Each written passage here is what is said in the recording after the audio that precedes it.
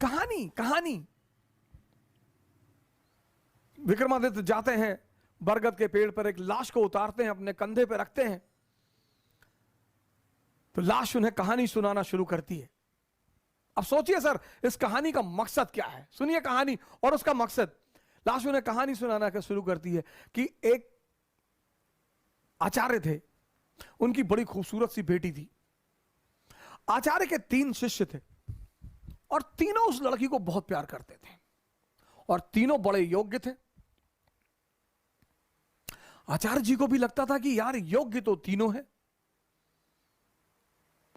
लड़की को भी लगता था कि योग्य तो तीनों है, तो शादी किससे करूं? बाप और बेटी दोनों बड़े कंफ्यूज थे कि विवाह किससे किया जाए।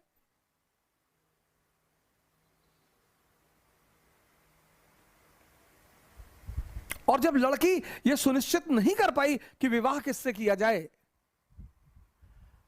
तो एक दिन लड़की ने आत्महत्या कर लिया। अब जब लड़की ने आत्महत्या कर लिया, तीनों बड़े निराश हुए,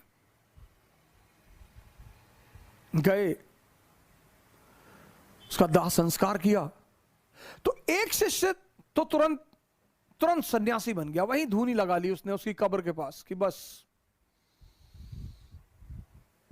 अब जीवन में कुछ करना ही नहीं, जिसको मैं प्रेम करता था वो बचा ही नहीं, तो अब जीवन में कोई सार नहीं, अब सिर्फ तपस्या करनी है और तपस्या करके ही जीवन को त्याग देना है।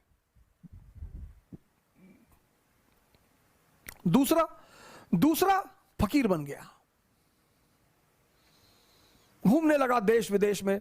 उसे पता था कि हिंदुस्तान में कुछ संत हैं जो फिर से जीवित करने का मंत्र जानते हैं।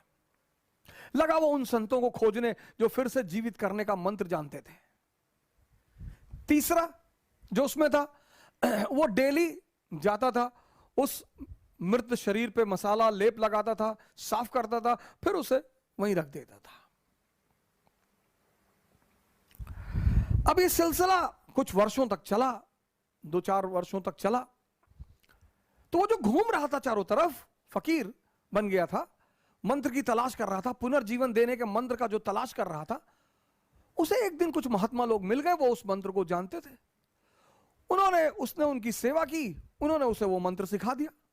जैसे ही उसने मंत्र सीखा, वो भगा वापस गांव की तरफ।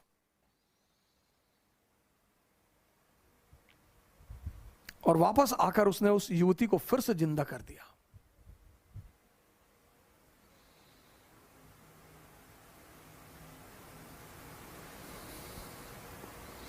जब उसने फिर से जिंदा कर दिया, तीनों दावेदार फिर खड़े हो गए और अब तो युवती और सुंदर हो गई।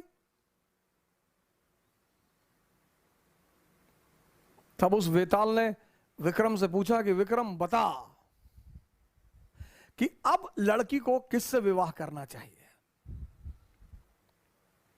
अगर तेरे मन में उत्तर आ रहा है और तू जवाब नहीं देगा तो तेरे सर के टुकड़े टुकड़े हो जाएंगे, और अगर तूने जवाब दिया तो मैं तुझे छोड़कर चला जाऊंगा।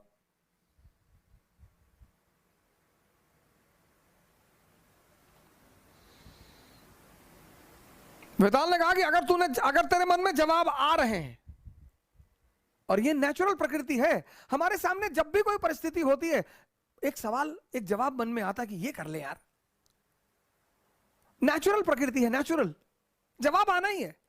तो वेताल ने कहा कि देख विक्रम, अगर तेरे मन में जवाब आ रहा और तूने मुझे नहीं दिया तो तेरे सर के टुकड़े टुकड़े हो जाएंगे, और अगर दे दिया तो मैं चला जाऊंगा।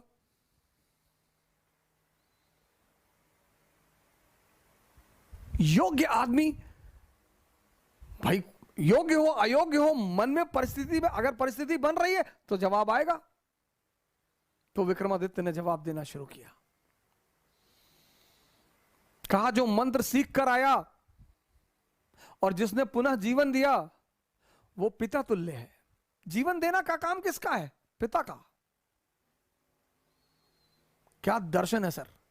जीवन देने का काम किसका है? पिता का। तो जिसने मंत्र सीख कर जीवन दिया वो पिता तुल्य है, मुझसे विवाह नहीं होगा। जिसने उस शरीर की सेवा की 4 साल तक, वो पुत्र का धर्म है। सेवा करना पुत्र का धर्म है,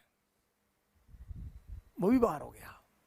जिसने अपनी ही जिंदगी दांव पे लगा दी, यही प्रेम की कसौटी है, विवाह उससे होना चाहिए।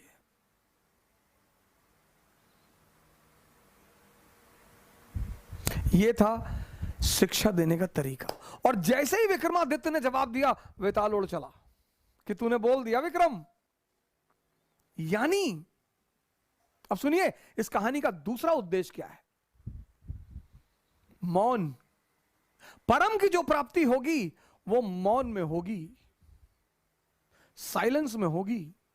इसीलिए हिंदुस्तान में एक वर्ड है मुनि। मुनि मतलब जो मौन हो गया हो। परम की जो प्राप्ति होगी, परम की 25 बार विक्रम जाता है, 25 बार वेताल उससे सवाल करता है, 25 बार वो जवाब देता है और वेताल हमेशा निकल जाता है। और जब अंतिम बार विक्रम चुप हो जाता है,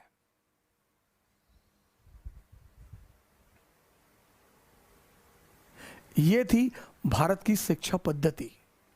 मैंने कहा ना, अगर आप पीछे पलट कर देखें भारत के इतिहास को, तो कभी कभी आपको लगा कि यार इतने महान लोग कैसे पैदा हो। तब तो यार ये कोठारी इंटरनेशनल नहीं था, तब तो रेयान इंटरनेशनल नहीं था।